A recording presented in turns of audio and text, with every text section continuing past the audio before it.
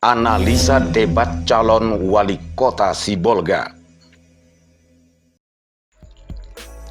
Bila dibaca pada Kamus Besar Bahasa Indonesia, kata debat mempunyai arti kegiatan adu argumentasi antara dua pihak atau lebih, perorangan atau kelompok dalam mendiskusikan dan memutuskan masalah. Maka, berdebat dapat diartikan sebagai upaya mempertahankan argumentasi atau alasan tentang pendapat atau pemikiran tentang suatu permasalahan atau suatu keadaan.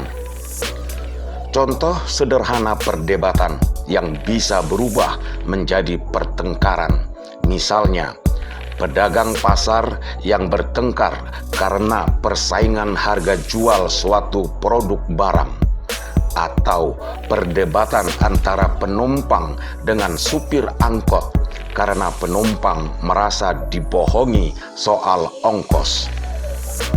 Itu cuma contoh debat masyarakat kelas bawah.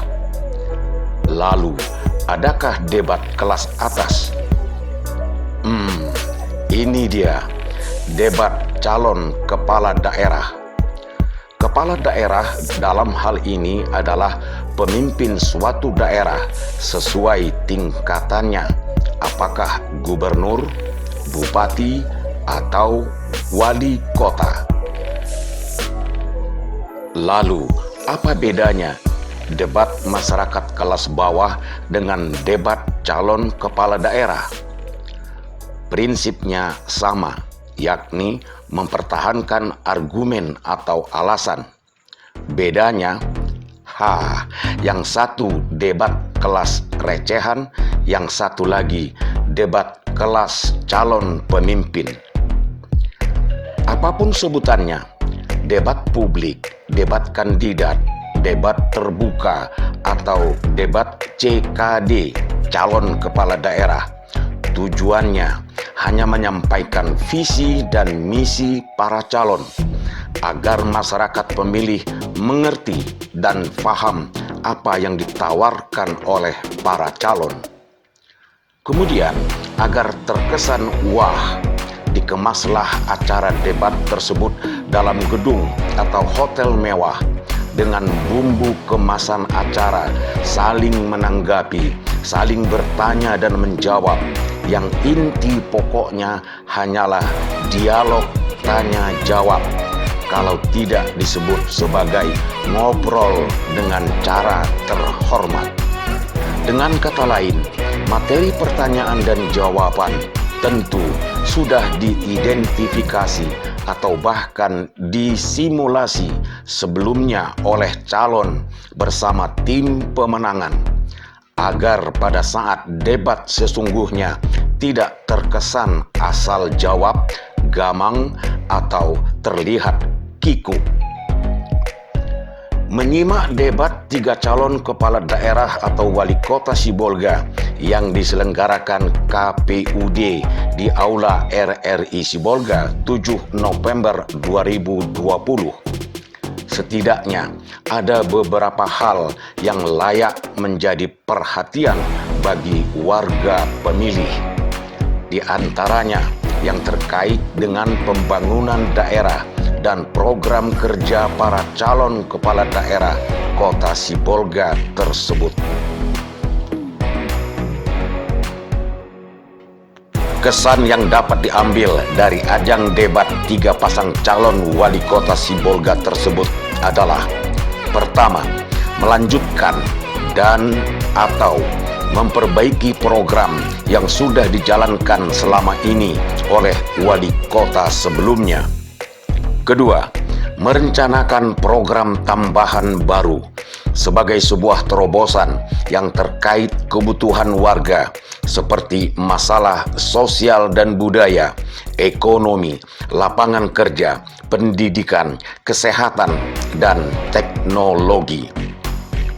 Dalam hal melanjutkan, ada 3 kemungkinan yang terjadi, yakni semakin baik sistem dan implementasinya, atau semakin tidak jelas, absurd, dan kabur, serta tidak berubah, stagnan, begitu-begitu juga. Dalam hal merencanakan, bisa dilaksanakan karena kondisi yang mendukung seperti infrastruktur, anggaran, dan persetujuan DPRD. Tidak dapat dilaksanakan akibat berbagai kendala. Atau kalau program batal dilaksanakan, jawaban pun sudah ada, kan masih rencana. Hal lain yang terdengar adalah penjelasan yang cenderung normatif, mengambang atau asal jawab, dalam arti tanpa data dan tidak terukur.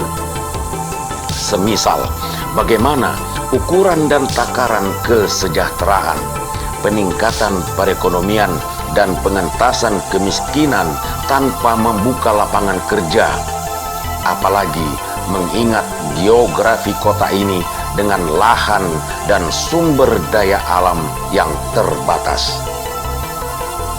Oleh karena debat adalah bagian dari kampanye, salah satu manfaat paling nyata dalam acara debat tersebut adalah semua calon mengaku mampu menjadi pemimpin kota ini.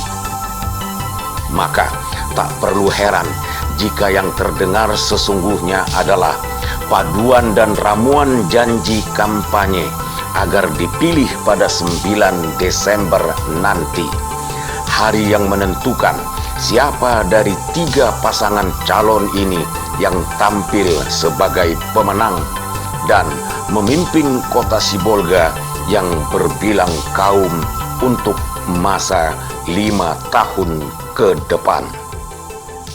Edi Prambudi, Tim Liputan, Produksi dan Dokumentasi N2STV.